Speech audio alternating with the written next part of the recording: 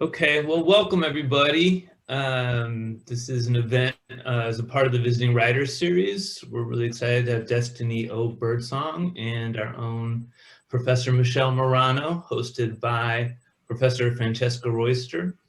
Obviously, there's a lot going on in our country right now, and this is not the only thing we've been anticipating all week. But it's nice to take a moment, I think, and in the middle of all the sort of warp and woof that's going on, to slow down a little bit and appreciate some of these more eternal things like love. So I hope that, writers count on their community to support them. I hope that you will consider buying Michele's and Destiny's books. We'll put the links in the chat. I'll put them in there a couple times because we all really count on this. I'm going to bow out in a minute, but I will check the chat occasionally for questions, which we will get to at the end in the last 10 minutes, I believe. And I'll hand things over to Professor Royster. Thanks you all for being here. Thanks, Dan, for getting the ball rolling. It's nice to see everybody here. I'm so excited for this opportunity to be in conversation with Destiny O Birdsong and Michele Morano, and to talk about love, because what better to think about than love and all of its discontents right before an inauguration. So to introduce our writers today, Destiny O Birdsong is a Louisiana-born writer and essayist whose work has appeared or is forthcoming in the Paris Review, Boston Review, Catapult, African American Review, and elsewhere. Her debut poetry collection, Negotiations, which I have right here, was published by Tin House Books in October of 2020, a beautiful cover. And her debut novel is forthcoming from Grand Central in 2022. She earned both her MFA and PhD from Vanderbilt University in Nashville, and that is where she now lives and works. Michele Morano is the author of the essay collections Like Love, and Grammar Lessons, Translating Life in Spain.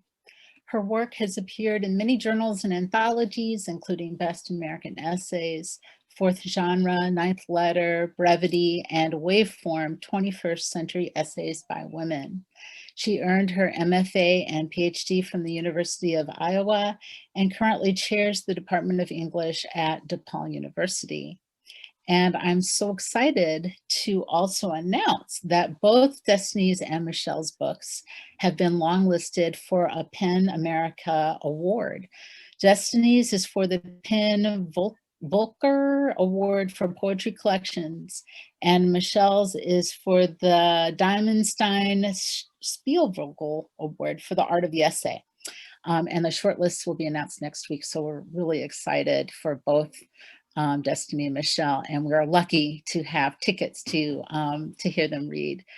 So to get us started, thinking about this kind of rubric of love talk, I'd ask Michele and Destiny to kind of get us thinking about love and kind of the stakes of writing and thinking about love, all kinds of love in their writing. At this particular moment, and just thinking about all the ways and permutations of love, be it community, love of students, strangers, ancestors, members of your neighborhood, erotic love, self-love, all of these different manifestations. Even thinking about Martin Luther King Jr.'s beloved community, that kind of ideal way of coming together, also an aspect. So I am going to invite Destiny and Michele to share a little bit of their work, and then we will have some conversation and then questions from you. Okay. Destiny, did you want to go first? I can, but I'm open. That's the one thing we didn't settle on before we started. I know, I was thinking of that as Francesca was talking, and I'm like, wait a minute. I'm happy to go first, but I'm also happy to go Sure, last. go right ahead. Yeah. All right, wonderful. Well, first of all, thanks to all of you for tuning in. Thank you, Michele. Thank you, Francesca, and everyone at DePaul for having me here. When Francesca posed this question a few days ago, the first thing that came to mind, and I'm not going to try to quote him verbatim because I'm sure I'm going to butcher it, but it's a quote from James Baldwin about loving America deeply and also feeling, feeling like one has the right, because one loves this country so much, to critique it endlessly. I wrote Negotiations under duress. Most of it was written during the administration that's about to end. And there are several poems in here that really grapple with my complicated love affair with America and with being American. So I'm going to read a couple of those to start off with. And the first one is called I Too Sing America. But mostly when it's convenient, when I'm abroad, I fucking love the Constitution, the gall of the forefathers still tittering in their received pronunciation, sauced up since whiskey was more sanitary than water. And when the woman runs out of her shop on Cowley, where I'm fingering scarves on the sidewalk, I aim my accent at her and pull the trigger. No one ever says nigger, but we lock eyes and I know what she means. I learned to count pound and pence after I kept getting incorrect change. Who steals the most? Who steals what is most valuable? I palm 2 bottles of nail lacquer, wander upstairs for the cookies and shit. I'm always hungry. The portions are always too small. I need more dressing. I hear music coming from a rucksack and I dance in the crosswalk. At the opposite end, a brown man tells me my backpack has hiked up my skirt. I wink and say, soon, you won't give a fuck about my body. That's assimilation. He smiles, says carefully, have a nice day. Elsewhere, I'm paying extra for the excursion. I want to swim with the pigs. I need to touch something else that can be offered for a small fee or slaughtered.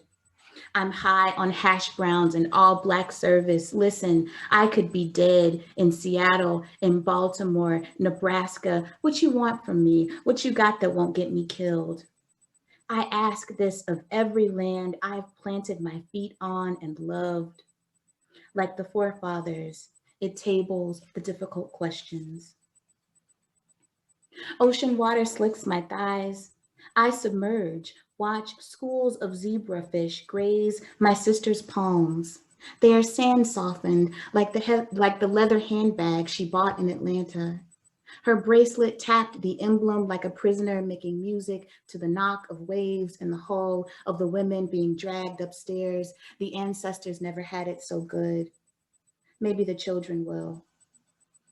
Another man on the beach grates his stubble with a bleached towel, waves a coconut and says he can make it as strong as I like.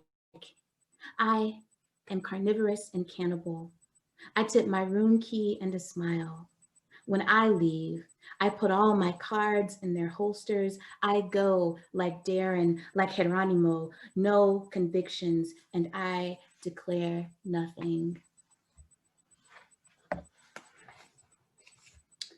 This next poem is called Harambe for President, 2016 write-in ballot. I wrote it the day after the 2016 election. Coco, whose name meant firecracker child, and whom her handler Penny called self-absorbed, would position a toy gorilla's hands with her teeth to sign drink. We are most ourselves in the water, says my swim coach. We only struggle to breathe when we remember it can drown us. But if we can forget, we can move forward. A man I'd like to love tells me this about our country when the election results come in and all of our imaginary children disappear. My fingers are smaller than Coco's, but still I'm bad at touch screens. I check the ballot twice before pressing vote. I don't want to do it wrong. And call me judgmental for hating every hand who wrote in the name of a beast. To them, I am living, but my survival isn't worth nearly as much effort. Yet we all take the sticker. We all brag of our civic duty, gliding home on a wave of solidarity that feels like kinship, which is what one Twitter troll quipped about the little Black boy who fell into Harambe's confused hands. Just going to visit his cousins anyway. What's the fuss? We are dragging each other through the moat, the space separating human from feral. Coco never had babies because she never had a coven, no sister mothers to help her groom or forage for food, save Penny, who taught her her first betrayals, the signs for eat and browse, the lettuce on which she was chewing when she picked out a mate she would never feel comfortable enough to let touch her, not tenderly, not savagely, not the way the great apes mate, which I do not know because contrary to popular opinion, I am not one. There are many women whose cheeks and hands they press into mine. Sometimes they restart my breathing with their sounds. I may love Black women most because in our captivity, we hold each other. Coco liked to chew on the fists of her plastic babies, then lift one to her breast to suck. Had she been anywhere else, perhaps eating wild celery in Angola, she would have been dead years before. To be confined on one continent is to be hunted on another. This is why Facebook tells me I can't leave. Think of the amniotic coffin of the Aegean. Think of sterilized Ethiopians in Israel. Quiet as it's kept, had Coco not almost died and been rescued from a zoo overstocked with silverbacks and their harvested semen, she might have been Harambe's grieving mother. But chance and the votes of white women rule us all. This is, of course, America. Its reddest records written in the name of their preservation. Coco's favorite signs were Coco Love and Coco Good. Even her toys could make the plea for water perfectly. She knew who didn't have the luxury of making mistakes. And the last poem I'll read for now is called The 400-Meter Heat, and it's about a 2016 race at the Olympics. The 400-Meter Heat. I am most American when I reach for more ketchup as Shawnee Miller dives across the finish. I am blackest when Allison Felix collapses on the track, her knees up, concealing her last name and the letters USA blistering her chest. I'm saddest whenever two Black women are competing because I never know who to root for. And my split loyalty fails them, which makes me more American again. This is how it feels to be a problem. Hoping that when a country's cameras are trained on your back and you offer the fruited plain of your body, it's somehow enough to quench the parched land where all the mothers keep dying. Each ghost, a breath song trilling in your blood. And perhaps one day, grand mal convulsions, petechiae like pomegranate seeds jeweling your face. Every race is a transubstantiation of flesh, just not to gold, or bronze, or mythical filigree, but to the fleeting, nameless moment when a foot finds the chalk line drawn by someone else. It may be #magic, or maybe a single unfortunate tremor that means nothing until you're dead. Who knows what metals the gods use to forge victory, which is neither sympathy nor love, nor more sacred than the footfall. Its indiscernible blip magnified for millions of eyes that only blink when we're winning, which you too probably missed, although later in the dash cam footage, you will swear to me you saw it. Thanks.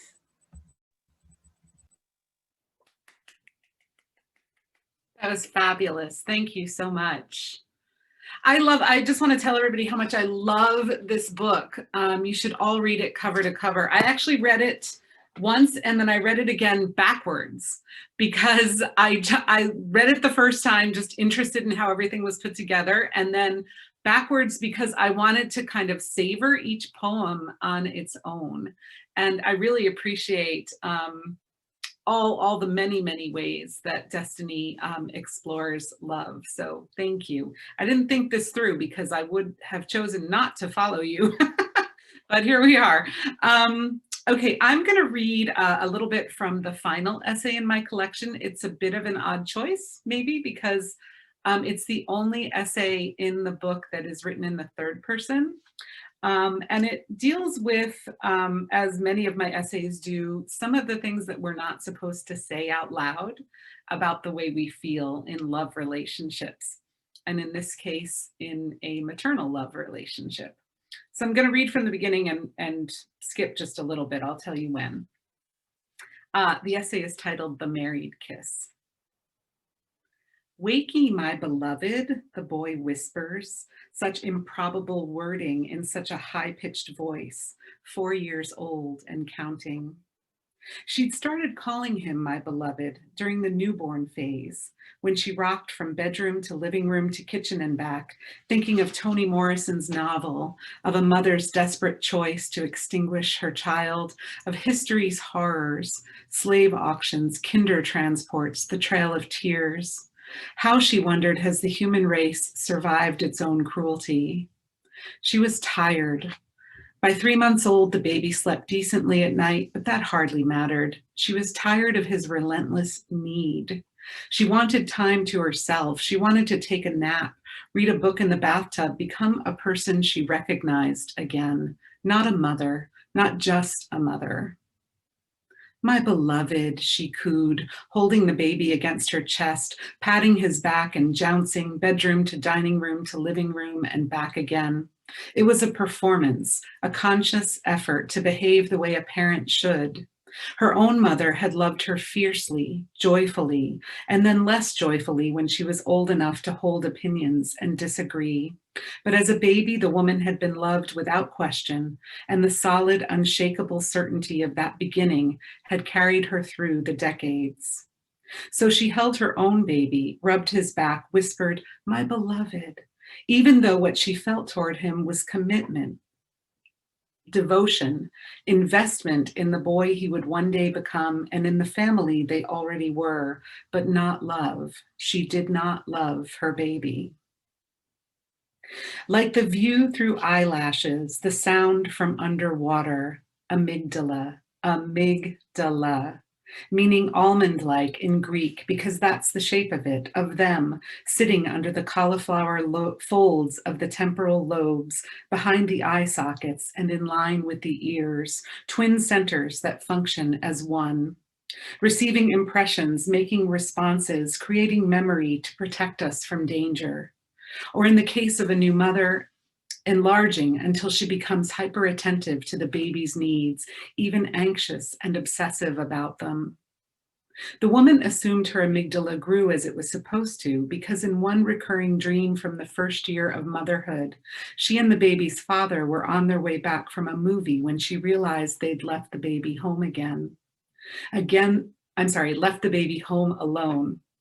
Again, the neglect, again, the forgetting, the shock of remembering. She urged the baby's father to drive faster, hurry, hurry, the image of the baby crying with no one to answer, making her hyperventilate.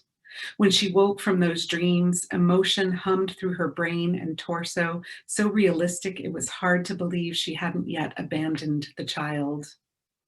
There were also brief moments of euphoria, courtesy of the amygdala, when she focused on the baby's beauty, on his round face and long eyelashes resting against translucent skin, on the weight of him in her arm, and the connection he offered to the long line of human begetting. She felt an intense sense of rightness then, but the romance of new motherhood, the heart-pounding love, the goofy smiles and contentment she'd witnessed in friends didn't materialize. She hadn't fallen in love with the baby, didn't feel he was really hers. He was a curiosity, a guest come to visit from another realm, someone who might yet decide to move along in search of a better home. Not loving him wasn't a source of sadness. It didn't fill her with guilt or a sense of failure. The presence of love wasn't something she could control. It would arrive eventually, she thought, and in the meantime, she vowed to be honest, to remain open and patient, but not forceful, especially since her strongest emotion some days was confusion over how babies, with their unformed personalities and lack of appreciation, could inspire all the love we're expected to feel. Wakey, wakey, the boy calls. She lies very still, eyes closed, waiting for the next step in their ritual, his thumb and forefinger pinching together and carefully prying her eyelid open as his voice whispers louder, determined to seduce her back from the dream world. Mama, come be with me. It's risky for a mother to admit she doesn't feel what's expected of her. Ayelet Waldman learned this after publishing a modern love column in the New York Times, in which she explained that unlike most of her mother friends, she had a terrific sex life, perhaps because she loved her husband more than their 4 children. Waldman didn't say she didn't love the kids, just that she loved the husband more, and enraged messages flooded her inbox. The View co-host Star Jones railed against her on air. Oprah Winfrey devoted a whole show to exploring the scandal. A mother is supposed to put her children first, sacrifice everything, and subordinate herself to their needs, love them more than she loves anyone else. And the assumption goes, this love should begin at the moment of birth, if not before, or the woman's a monster. And then I'll skip ahead a little bit. Mama, come on, he whispers in the first light of day, eyes frustrated but mouth still ready to grin. It's time to play. She pulls her head back, twisting away from the fingers opening her eye, and lifts the covers. He crawls in, sinking his body to hers, one arm slung across her neck. She asks if he had a good sleep, and he nods. I've been thinking about the setup we can make, he says. She knows they should get up because it's Sunday and there's no point in waking his father too at, what time is it? 6:14 a.m. But the bed is warm, his body is warm. His father. At the beginning of the boy's life, the woman understood Ayelet Waldman's point. There was so much pressure to mother well, so much expectation that the baby would become the center of her world. But the man was at the center, enduring the difficult newborn days along with her. She couldn't imagine doing it without him. Later, though, they both became conscious of how they'd stopped casually touching each other throughout the day, no longer running a hand over a back or slinging limbs over one another on the couch, because they touched the boy constantly, their tactile needs met and exceeded every hour by his physicality. They agreed to correct this shift, making a conscious effort not only to stay connected, but to show their son that his parents love each other, to model for him what neither of them had experienced in childhood. The boy whispers about the setup, about the tiny men he'll position on horseback outside a castle, poised for battle. He loves to make a world and control every aspect of it, and she loves that he loves this. Sometimes she photographs the setup, then types the story he narrates about it, and they paste everything into a construction paper book that he thumbs through at bedtime. As he talks, she runs a hand down his smooth back, over a butt cheek that fits perfectly in her palm, to the muscle of his outer thigh. He scooches closer, pressing his chest and cheek to hers, elbow resting on her shoulder as his fingers reach into her hair and rub so lightly her eyes flutter closed. Time shifts, and there's a brief sensation of falling before she opens her eyes again.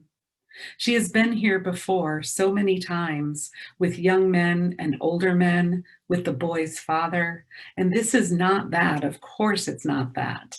But then again, in some measure, it is also that. the delight of bodies, the way the amygdala lights up in similar ways for romantic love and maternal love, the senses feeding signals to the almonds in the early morning light, then and now, him and me and her, and the pain of absence always present, the permanent imprint, the taste, the gentle lip-smacking ma, ma, ma, ma, mama. Thanks.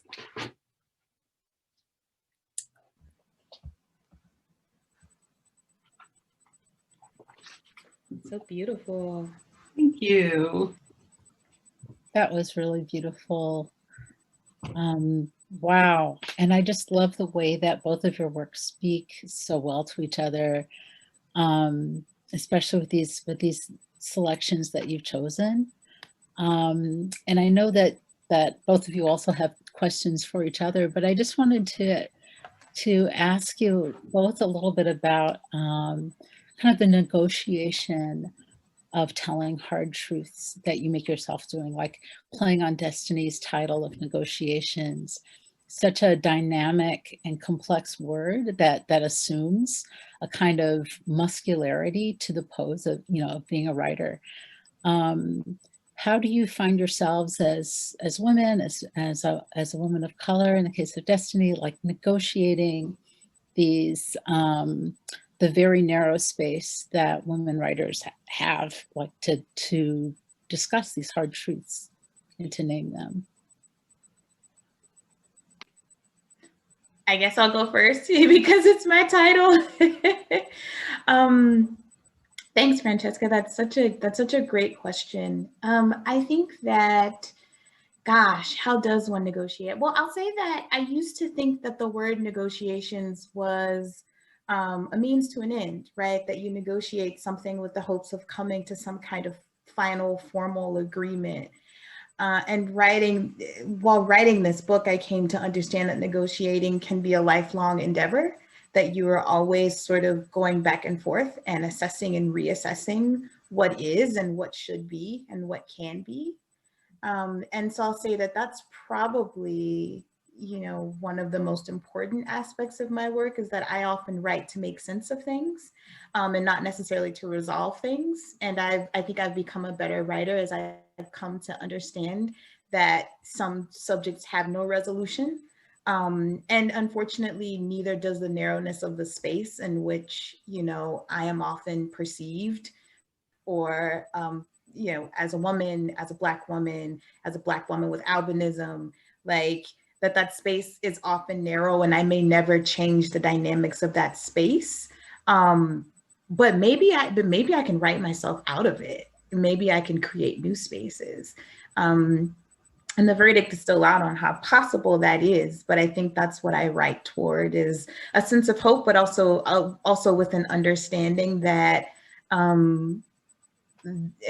that there are many ways to end a thing, and sometimes they don't always end with a resolution. And I think I've been talking a lot with people about endings, and I feel like my poem's endings kind of do that same thing, where it's an ending, but it's not necessarily something that's neatly wrapped up. And sometimes I end with more questions than answers. But to me, that's kind of the joy of writing, is the unexpectedness of that I don't know what I'm going to find at the end of finishing something, but it's going to be interesting and unexpected, and it's going to enrich my life in some way. And that's the thing that keeps me coming back to the page. Yeah, Destiny, listening to you speak, I'm having a realization. Your book feels very essayistic to me. I mean, I know it's poetry, right? And I don't mean to take away from the form at all. No, that's okay. It's very long. It's a long book. No, it's not that, actually. It's the negotiation within the self that I find so compelling. Because I feel like you, throughout the poems, are kind of laying bare, in the way that essayists often do, that process of trying to come to an understanding and not feeling like you have to achieve the understanding before you start writing about it, right? And so I wonder if there's kind of an internal space. I see you negotiating internal spaces too in that book, right? And thinking about how to deal with what you've taken in and may not want to hang on to, which I think is something that's very, very common to women writers. You know, I think too that the topic of love, it's hard to think of a more fraught topic in terms of the cliche minefield that you have to walk through, because it's been written about a little bit. But I think that for me, I'm always interested in writing and in reading in those moments of honesty where we kind of just push through what we know we're not supposed to say out loud, or what we're not supposed to feel, or, you know, what does that mean, what you're not supposed to feel? You know, I mean, you feel what you feel. And so I'm interested. Yeah, and there's a line, Destiny, I just really want to talk about your book. But there's this beautiful line in a poem called "My Rapist Taught Me the Proper Way to Cook Bacon," where you say, "Even now, I'm afraid he'll think I've betrayed him as he reads this." And so I wonder just to what extent, you know, your first person poems about really difficult things in your life feel like a betrayal, you know, and is there something about writing about love that necessitates betrayals? Oh, wow. I hadn't thought about the last part of that question, but the first part, oh yes, absolutely. You know, I was raised in a really loving environment, but a really strict one where there were lots of silences and there were just things nobody talked about. I actually, I think I started writing just in general because there were just things I felt like I couldn't speak. So I would put them on paper. And so there's always, for me, well, I don't know if there's always a sense of betrayal when I'm writing about these things. But there certainly is and has been an amount of work I've had to do to get past that silence. You know, and one of the remedies for that, I think of this line often, but it's a line from Gwendolyn Brooks's The Mother, where she says, "What can I say? How was the truth to be said?" And there's also some great quotes from Brooks about like telling a very particular truth. And so that's the trade-off, right? Is that I am doing something that I have been trained against doing, but in so doing, I am able to tell a very particular truth, and the truth can be liberating, you know? Like, I think that that's sort of the flip side of the Audre Lorde quote about your silence not protecting you. It's like, no, but your speaking can be liberation. And so that has become the ways that I negotiate, you know, betrayal versus, you know, versus saying the thing. And gosh, writing about love is a form of betrayal. There are few poems in that collection that are written outside that particular sequence where I feel great guilt about writing them, because I know that the people who are reading them recognize themselves, and I didn't necessarily ask for permission to say some of the things in that work, but the motives are the same. You know, I really do remind myself that I don't write things to cause harm. You know, that my work, I hope, is generative. You know, I hope it's healing for other people in the ways that it's been healing for me. But that's kind of my solace in that sense, that like there is a sense of betrayal writing about intimate spaces and intimate acts of any kind, of violence, of love, of friendship. But my intentions for doing so, I believe, are honorable, and my hope is that when people read and see themselves, that they hopefully walk away with the same thing, that I have tried to treat them as gently as I could, but that I've also been invested in telling a very particular truth. So, yeah. That's great. I mean, just I had a follow-up question just for the student writers out there, of which I consider myself one, but you know, all of us who are trying to go to those risky and tender places, like like, if I would love to just hear both of your stories of like how you created those spaces, whether it's like the spaces outside of the academy or within them, to be able to tell those stories, or to get to the place where those risks are possible.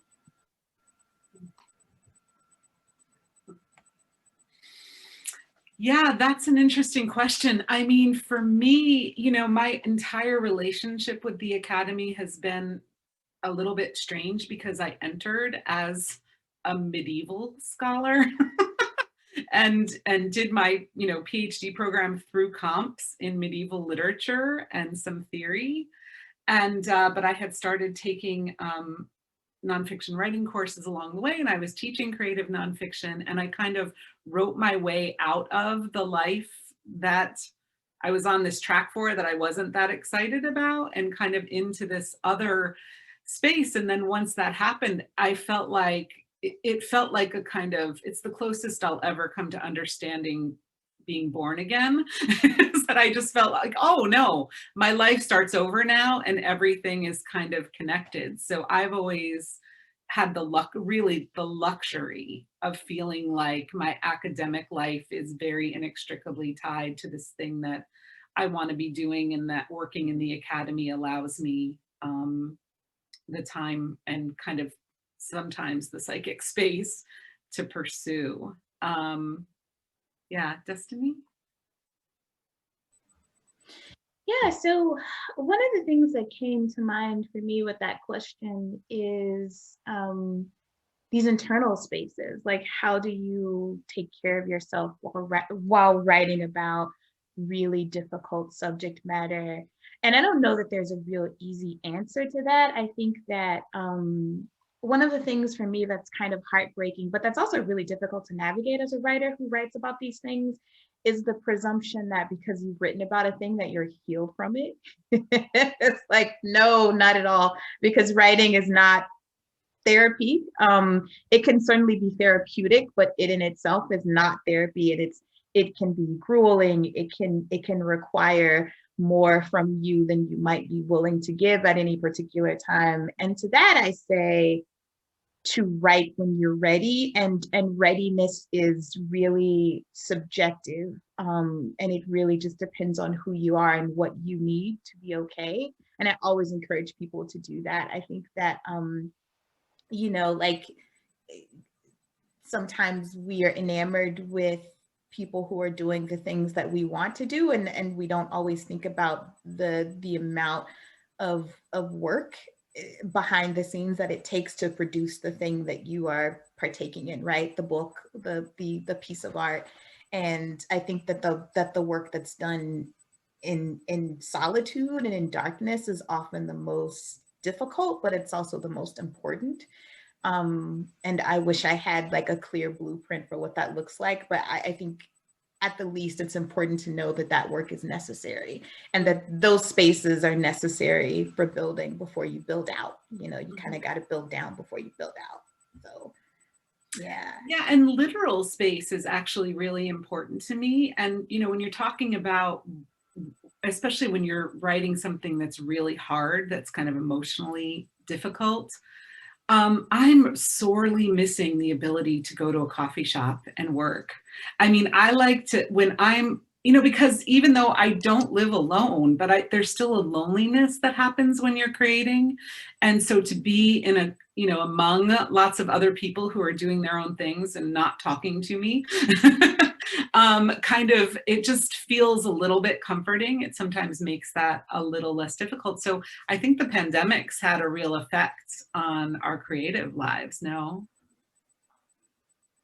Yeah, I'm the exact opposite though. I cannot write in public. I have to be alone, and it has to be quiet and very warm. But space is deeply important. Like, it's important it's really been important for me in the past few years to live in spaces that feel safe. Like, and that's a hard thing as a Black person in this country. Like, I technically don't feel safe anywhere, but creating spaces that feel safer is a really important, it's really important to my practice. And those can happen in a number of ways, even if for me it's not necessarily like out and about, like residencies, my home space, certain places in the house.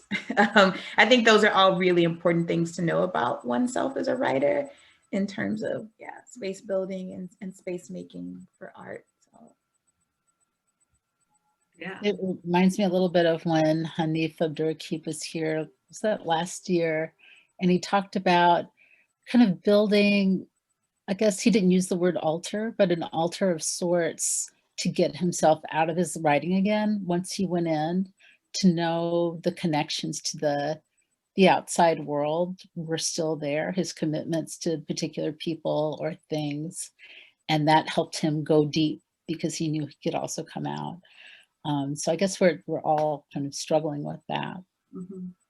And I would just say to the students who are here, you know, that's something to keep an eye out for, right? As you're going through your courses and, you know, figuring out how to build a writing life, I think it's important to pay attention to what feeds you and what, you know, what practices suit you best. And they may change, but just to be kind of aware of that.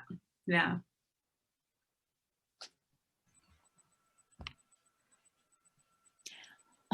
Michele and Destiny, I know both of you prepared a little something to feed us from your writing. Do you want to share those pieces or talk more? What would you like to do next? Sure.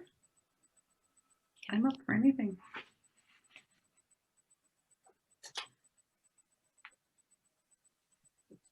Who'd like to go first? Destiny, do you want to go first or Michele? Sure. Okay. Well, I'm either way. Which would you like to do, Michele? I'm fine with that. Yeah. Okay, cool. All right, so I'm gonna read. Speaking of love, I'm going to read a poem.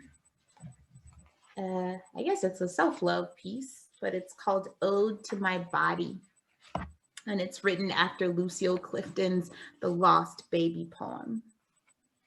Ode to my body. You were born in the year of the rooster and the dismembered grandmother. Your mama's first Christmas alone, trying to guess how much sugar to put in the pies and how much can kill. You were bundled into the house with the two uncles sharing one of the bedrooms and 0 baths, a summer cabin in another life. I have treated you like anything I never earned. Every light blazing, fridge wide open, cooling the whole neighborhood, doors unlocked. I don't know how you survived the years without sunscreen or health insurance, crabs from the first time I dropped nameless as apple seeds into the toilet, the Everclear, the laxatives, the Black and Milds. You should have happened to a more careful woman, never known anxiety or shame. The 13-hour drive through Arkansas, panic silent as the sleet stickying the windshield. The lectures taught with a gallon of prep scouring your insides. The distance to the bathroom tucked behind one ear. My pride intent on beating your best time.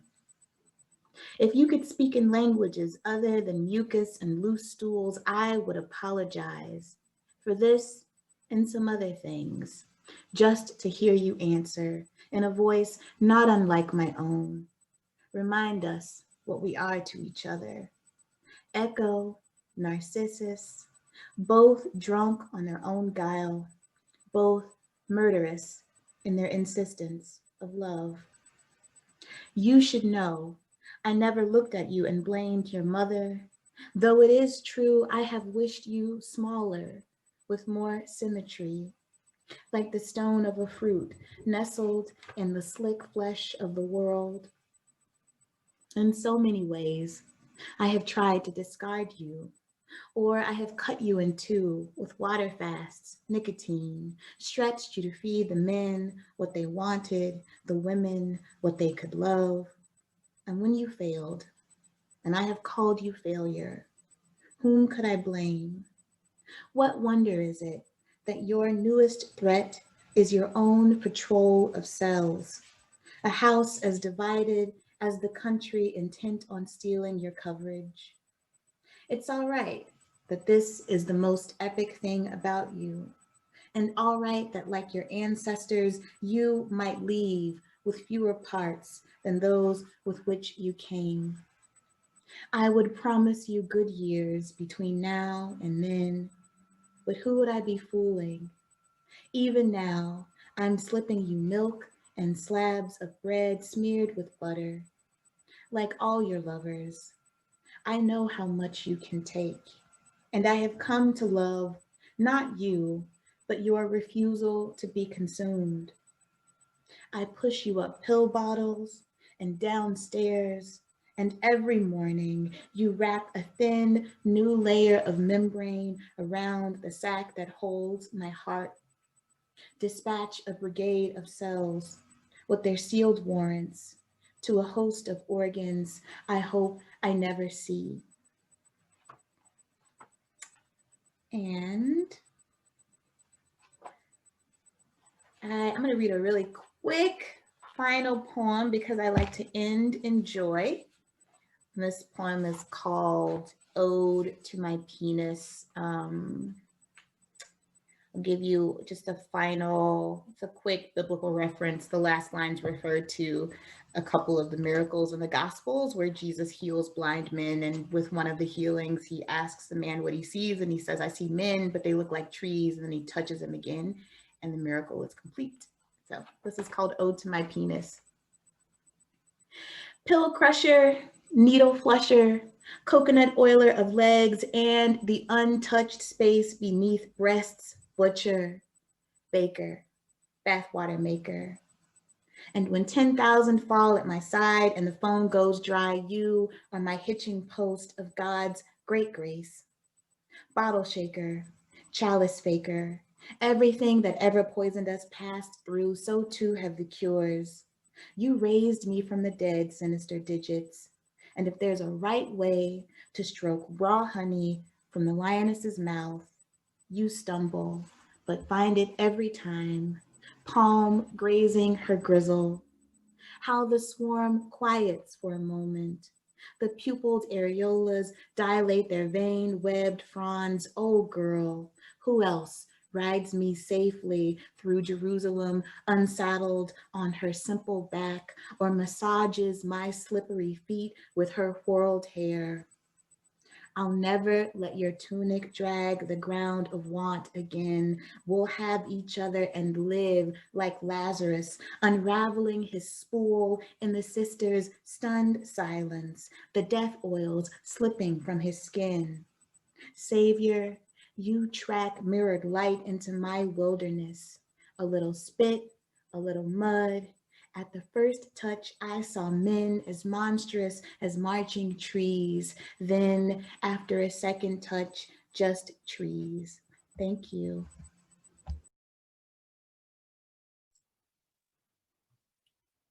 Thank you, Destiny. Oh my goodness. What a pleasure. All right, I'm going to read just from the beginning 2 sections of a very different essay. Actually, this one is in the second person. The others are all first person. But this one is called How to Tell a True Love Story. Start with the time you both got drunk and slapped each other. So there, he said, palm smacking your cheek. So there, you retorted, whapping his forehead so hard he stumbled. It was 2 o'clock in the morning in a seaside town, the street lined with 1-bedroom cottages. He got up and smacked your cheek again, making your head snap to the side. You didn't try to stop him, just waited your turn and walloped his forehead. It went on like that until a dim face appeared in the window of the cottage you were standing in front of, and a young man's voice hissed, "Knock it off," through the screen. It's okay if that's not the way it happened, if the slapping wasn't really between you and him, but between you and your best teenaged friend on summer vacation. The point here is to tell a good story, to catch the reader's attention straight away. So what if you never exchanged physical blows? Glowering can feel just as violent. Or maybe you should start with something edgier, something with a clearer angle. A friend of mine, a best-selling author, insists that if you're writing from personal experience, you have to have a big story, like your father was a spy, or you climbed a snow-covered mountain and nearly died, or you witnessed a war. If your love story happened during wartime, just outside Baghdad's Green Zone, or better yet, in the coca fields of Colombia, you're golden. Unless it involves the Vietnam War, which is passé, done to death. If your love story happened in 1971, don't even bother. Something unique, that's what you've got to establish early on, that this love story is not like all the other love stories floating around in the world. But the problem with love stories is that they have only two outcomes, happiness or sadness. The love works out or the love does not, which is why you need the war or the mountain or the espionage, according to my friend.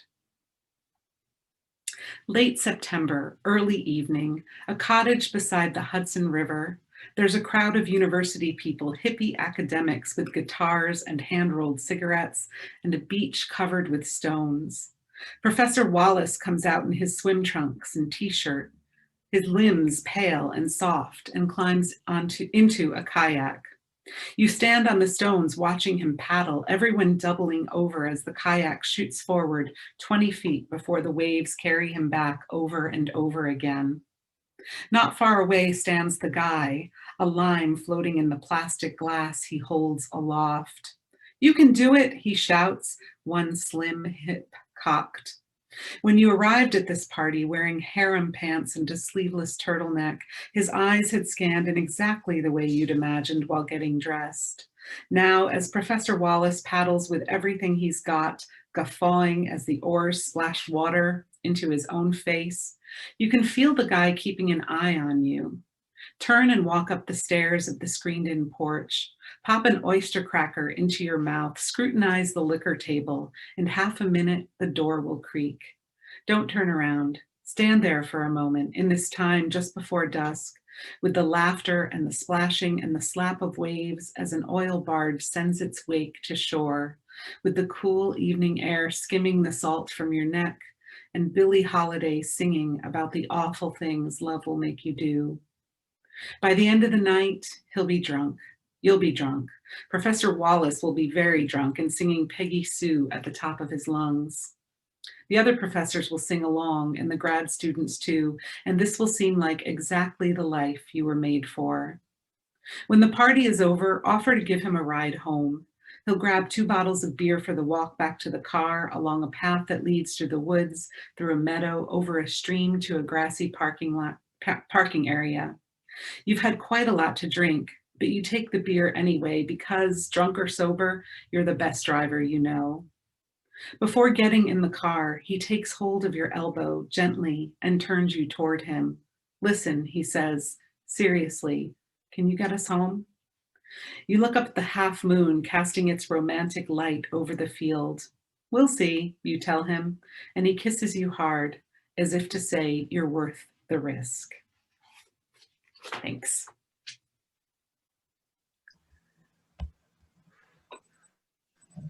It's wonderful. I love that.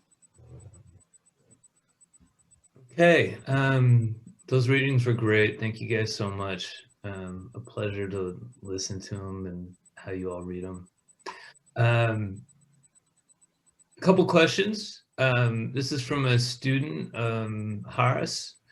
In a time with growing scrutiny toward the authenticity about works of art and a generally larger awareness of the presence of cultural appropriation in art, do you find that authors should write what they know and avoid telling stories outside of their own personal life experiences? And so there's a couple questions together. Do you avoid telling stories outside of their own personal life experiences? If not, do you think that regardless of the subject matter, that an artist's own life experience is unavoidably present within their body of work? And then, is it possible to separate the artist from the art? So those 3 related questions you guys want to tackle. Yeah. Destiny, I'm interested in your take on that since you have written a novel. Sure. So Whew. Well, okay, so what I believe is true about all of us as artists is that we have an infinite number of stories inside us, right? And I feel like the mining of those stories for me is of the utmost importance. So much so that I am willing to risk writing exclusively about myself, because I think that other people will tell other stories far better than I can, right? But at the same time, it does not mean that everything has to be completely autobiographical. I really love this term that I heard from Edwidge Danticott, that is emotional autobiography. And she was talking about her first book, Breath, Eyes, Memory, which is one of my favorite books. It's an exquisite book. And she just talked about the fact that, like, although the specific things that might have happened to Sophie Keiko did not necessarily happen to her, that emotionally that book was doing a lot of autobiographical work. And that is really what my first novel is about. Like, it is 3 stories, 3 novellas about women who have albinism. They're all from my hometown. They are nothing alike. And in some ways, they are very unlike me. But in those stories is a kernel of myself. Although none of them are autobiographical. You know, I think there's a way to write about an infinite number of worlds without appropriating something that is outside of the worlds you know. I don't know if that makes any sense. And is it possible to separate the art from the artist? You know, I hope so, because I often think of this when I think about hip hop. Right? I'm from Louisiana. There's a hip hop artist named C Murder who has been in jail for the better part of 20 years. And part of his conviction was based in part on lyrics from some of his songs. And I don't think that that is fair, you know, and I think that at a certain point, we need to separate art from artists, because that conflation is conveniently racialized, right? Like, you know, oh my goodness, you know, like I think about filmmakers, I think about, you know, I think about white men who've been able to get away with that kind of thing for decades, but, you know, God forbid a Black person finds himself in jail and like everything in his life is thrown against him, including the art he makes. And I think that there has to be a separation, but I don't think that that means that you should never write about yourself. It just means that, you know, there are levels and layers, you know, so. Yeah. Yeah, I agree about the separation between the art and the artist. I mean, God knows there are some, you know, works of literature I love whose authors I don't love. You know, it doesn't mean I have to, you know, buy their books now and give them money, but it does mean that I would like to still be able to, you know, reread a story or a novel and feel okay about that. In terms of appropriation, you know, I liked what you had to say, Destiny, about there being an infinite number of stories inside of us. I do write fiction as well. I like, you know, that whole write what you know. I much prefer Flannery O'Connor's advice was to write what you don't know you know, so that writing is more of a discovery than a kind of limitation. That said, I'll confess that I am deeply skeptical of authors who write wholly outside of their own experience, and in particular white writers who inhabit perspectives of people of color. I think, you know, it can be done, it has been done well, but I think it's really difficult to do well, and it requires a tremendous amount of humility and research and the kind of real world experience that authors of privilege, I think, are often not willing to do or don't feel they should have to do. So when these kinds of conversations and arguments come up, I'm always just on the side of deep skepticism about that, I think. Yeah. And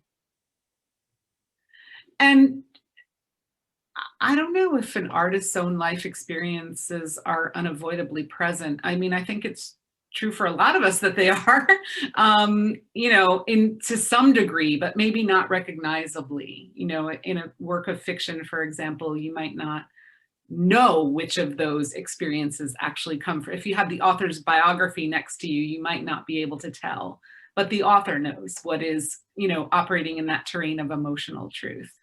Yeah.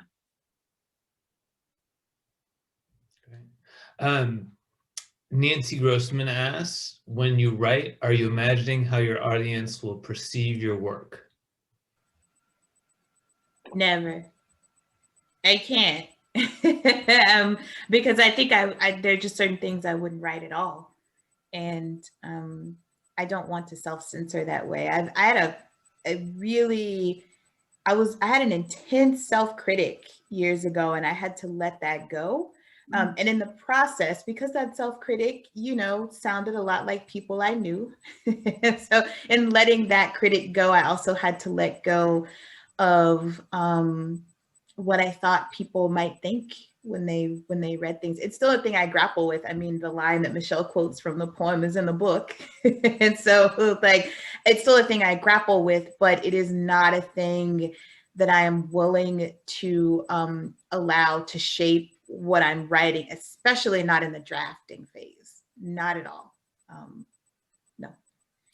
I feel exactly the same way about the early stages. Like nobody gets in my head at that point. You know, everything is out on the page, like naked as could be, stuff I know there's no way I'm going to let people actually read. It just all has to go out there. But then, you know, I think because in nonfiction, I'm going into so much detail about other people very often. I do at a certain point really start to entertain, you know, how are the people, even if they're no longer with us, if they could read it right now, how would they view this? Am I being fair? In a perfect world, would they have to admit that, yes, it's a it's a valid thing I'm saying? And am I saying it, you know, in a way that seems, you know, not vengeful in any way, but really an exercise in understanding and in compassion, ultimately. And then only at the very, very late stage do I start thinking, okay, who exactly is the audience for this, and what might I need to do to, you know, craft it more toward that audience. But I think it's really good advice to, Destiny, I wonder, how did you get rid of that self-critic? That's a big thing. I think like you, I just imagined the work never seeing the light of day, right? Like the first draft is mine and I can do what I want with it, and it may never be a public thing. But you're absolutely right that there is a process where audience does come in, yeah. Right? And where I am thinking about, you know, what does my audience know? What do I need to let them know? And especially like I'm learning that in nonfiction, like you can't tell everything. So like for legal purposes. And so like that's an important aspect. But I think when I the way I had to let go of it was just to remind myself that this is me in the page, and we're in a safe space, and these things may never be made public. And like you, I am thinking about, you know, there's some things I've written that will never be published because I know that I wrote them with motives that are not like aligned with what I'm trying to do, like as a published writer. You know, I think it is important to, I have to ask myself, like, what was my motive for writing this? Is it, you know, and is it potentially harmful? Like, those are really important things that I address after the first draft. Yeah. But yeah, I try to create a safe space for that first draft to answer your, the short version of the answer. Yeah. Good. Thank you. Do we have time for one more question? I'm good. Yeah. From Miles Harvey, you both wrote books in a time of state-sponsored hate. In such a world, does writing about love become a political act? How so?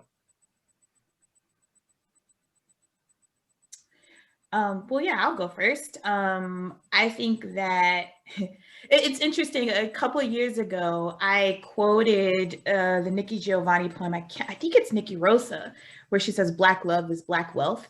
I quoted that on Facebook, and someone who was not Black got really offended by that. And it really, in the middle of my rant as a response, I started thinking a lot about Black love as a political act. And as a Black woman loving, like that love is to me, it is inherently political, especially in this country, like where, you know, in the time of Harriet Jacobs, you know, my children would have been taken from me with the assumption that I did not love my children the same way that a white mistress loves her children. Mhm. And so the audacity to love is, for me as a Black woman, is historic. It's historically political. It continues to be political. It took a lot of love for Black women organizers to register voters for the 2020 election, right? Like that my writing about love is part and parcel of that love. And I hope that the work I'm doing as a writer is part and parcel of that work too. That work of empowerment, that work of seeing the world for what it could be, even though the world has not always been kind to me and mine. And so, goodness, I feel like I've gotten away from the question. Yes, writing about love is a political act. So yeah, absolutely. You know, before we started recording, Francesca was talking about teaching incidents in the life of a slave girl. And to be writing in a tradition, for me, the tradition of Black women's writing begins with books like Incidents. And to be writing in that tradition is also inherently political. And to be writing about love and trauma, you know, in the tradition of that book, which is also about love and about trauma, is political, whether I want it to be or not. And I'm okay with that. I embrace that. I think that art, for me, is a vocation. It's a calling. And it is the thing that I can give to the world. And for that reason, it is humanitarian, it is political. Yes.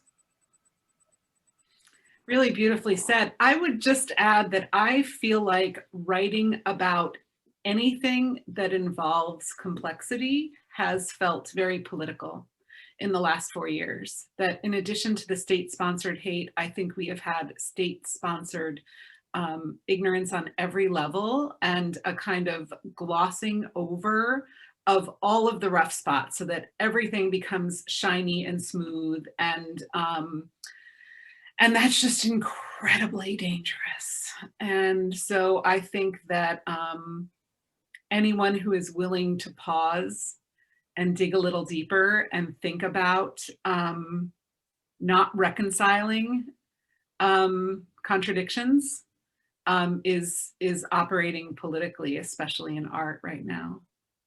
Yeah. That's so true. I completely agree. Yeah.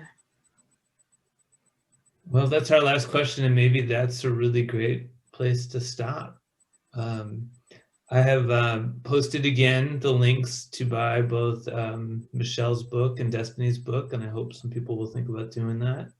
Can I just say a really quick thank you to Dan and to Francesca and to Destiny? I can't tell you how grateful I am to spend this evening with you. Yeah. Same. It's been wonderful. It's a great way to spend the last night of a 4-year nightmare, during which I wrote a book. Right. Like, yeah, this is amazing. Thank you so much. Yeah. And thanks to everyone who tuned in. Thanks to all of you too. I feel like we've been catapulted to the stars. Oh. Yeah. All right. You all have a good night. Thanks so much. Thank you. All right. Thank you. Take Bye. care, everyone. Thanks, Dan and Mark.